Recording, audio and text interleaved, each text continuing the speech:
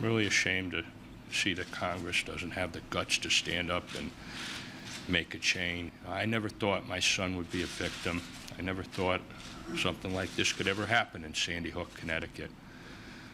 But it did, and it could happen to any one of your children. For those of you, for whatever reason, are inclined to do something very little in support of gun control, we ask you to try to gain your new perspective by thinking about the unthinkable, which is unfortunately our reality. For all those who say we shouldn't and can't ban assault weapons, for all those who say the politics is too hard, how can they say that when you take a look at those 20 beautiful babies and what happened to them? Congress just has to get some courage, and it's up to us as Americans and as fellow human beings to sort of give them that courage. Tell me how it violates anyone's constitutional right to be limited to a clip that holds 10 rounds instead of 30, or an Aurora, 100. Welcome back. There you just saw the vice president who came to town today and joined shoulder to shoulder with Mayor Michael Bloomberg, and I think most powerfully those parents of the Newtown victims. They pushed for an assault weapons ban, and today's call to action, it comes on the heels of the news that Senate Majority Leader Harry Reid stripped the assault weapons ban provision from the Democrats' gun control bill. The provision would have also outlawed ammo magazines with more than 10 rounds. Even though the assault weapons ban was approved by a Senate committee, Reid said he stripped the provision from the bill because it probably would have caused Republicans to block the entire gun control package. Reid claims the provision has less than 40 votes as we speak. And in a surprise move, Reid also suggested that an expansion of background checks to cover private sales might not make the cut either. Reid's legislation will focus mainly on making gun trafficking a federal crime, an effort to cut down on the so-called straw purchasing. Now, all of this, bad news for the president, who recently said the Senate Judiciary Committee had advanced 3 of the most important elements of his proposal. Those 3 pillars, now 1. Senator Dianne Feinstein, a fellow Democrat and a colleague of Harry Reid's, the force behind the assault weapons ban, still plans to offer the provision as an amendment to the gun package on the Senate floor, and she acknowledged, though, that it'll be unlikely to pass. All right, I want to bring in our panel on this. We have retired Lieutenant Colonel Mark Rosen, a veteran of the war in Afghanistan and an executive as well in the financial services industry, and also Ryan Davis, a veteran of the Howard Dean campaign, executive director of social innovation at Blue State Digital. Welcome both. I appreciate it. Ryan, I don't want to hear Democrats pointing fingers at Republicans on this one. Harry Reid, he may have an election coming up in November in Nevada, but shame on them and shame on the gutlessness. The NRA even gave permission to have an up and down vote on all these issues, and they can't even have the spine to put it up. Shame on the Democrats here. More than the Republicans even. I have no idea why he won't at least put it up for a vote. I mean, I would love to have, the 40 senators who are for this vote for it, and the 60 who are not for it vote against it, so we can say, we can know where we stand and who supports the NRA and who supports the kids from Newtown.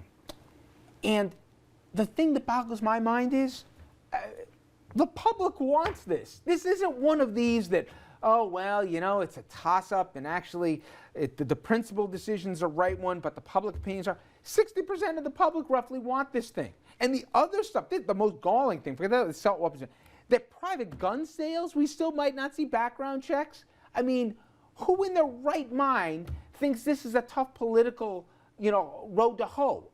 You got, how many times can you remember, Mark, that 85% of Americans agree on anything, and they want this? This is crazy to me. And again, I'm putting the political blame first and foremost on Democrats' shoulders for not having the backbone to do it. But did you think the political math was going to be that hard on this? Well, I'm loving that Harry Reid is now the profile of courage. Look, my views. Maybe to the disappointment of some of my conservative friends, I think reasonable constraints on weapons not impacting the Second Amendment is fine, right? So I think I'm probably in line with most Americans. Yep. And look, we just have to have some courage on both sides and do the right thing but you know, the other piece of courage, though, is what about the other things that have a bigger impact? That's the biggest problem. You can do all the symbolic stuff and it will have very marginal impact on violence and homicides and whatnot. What about mental illness? What about the media and Hollywood's role? But the media and Hollywood's role don't actually cause gun violence, right? But I mean, we're talking about killing little kids. Right. That was the No, I that was the absolutely- catalyst for this. And so we should do what we. if we talk about killing little kids and we think about people sitting behind their computer for hours on Yeah. end, killing warthogs There's from hell. There's just no correlation, though. I mean, But there- it- but South, there- South, But you know what, South Mark? Korea plays. And guys, I think that there's good and legitimate debate, certainly on the mental health end, and we can even, I think there's fair debate about what role media may or may not have. But if we can't even get a background check on all gun sales after Newtown, do you imagine trying to navigate the personal liberty aspects when it comes to media and if we can't even get that passed in this country, and we can't even get an up and down vote on it, that to me is the most shameful aspect of this. Right. People can vote, and then at least you'll face consequences in the ballot box. But not to even have the courage to bring it up for a vote? Come on. I absolutely bring it up for a vote. But will there be ramifications for the Democrats in a perverse way that wouldn't even, from within Democratic circles? Like Republicans have primary challenges and stuff. Do you think we might see some challenges to folks who say he won't even bring this up here, even though 3 out of 4 of you want it? I would love to see more primary challenges for both parties. We were just talking about this in the back. It would be a great thing. And you could remove some of these people who are so deeply entrenched in the system, who haven't had a chance to bring new ideas to the table in a long time. So sure, I hope that does happen. If we want a piece of imagery, this has been in our region. At least if you guys can bring up that photo of this 11-year-old in New Jersey. And there's a whole debate attached to this. You can bring it up, guys, when you have it. But Dad gets his son a gift. And what is the gift? It's an AR-15. Well, okay? When it looks like one. Fair Yes. enough. But you got DIFUS going down to the household. Now, we can have a debate whether or not this parent is a parent, suitable parent here or whatever else.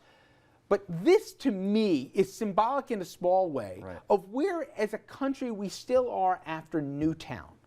That there will be people that will debate that that's okay. And to me, very few things surprise me anymore, guys, but I didn't think as we approach April in this country, not that long after Newtown, that would even be a conversation anymore. I really thought there'd be more of a change, but as usual, I'm wrong. I don't know. You have some very radical views out there, and you know, I have these weird emotions when I look at the kid with the weapon, right? I don't want to touch the Second Amendment, and I don't think a regulatory agency should go barging into someone's house, but why do you have your kid on the steps with a weapon? It just doesn't make any sense. So, you know, can you argue with that? It's interesting because you actually served in the military. It seems like conservatives who actually have military experience or police experience, that are conservative on a whole wide range of issues, actually tend to fall in. Like Stanley McChrystal is not a leftist by any stretch of the imagination. Yeah, you're right. Yeah. Military, cops, and you find a lot of people in the front lines that know what this hardware can do, and they're like, no, no, no. You know, the idea that body armor is allowed for the general population, that armor-piercing bullets are legal in this country. Anyone who's ever on the front lines of law enforcement and the military say that's crazy here.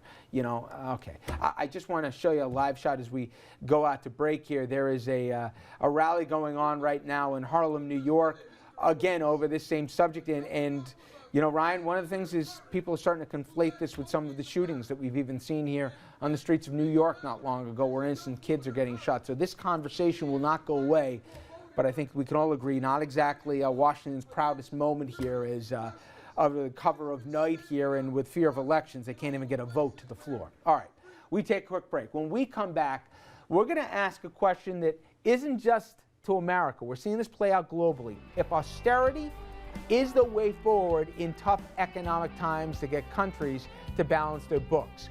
Is this right for America? Did it work out for Greece? Well, we'll bring in an economist to explain that after this.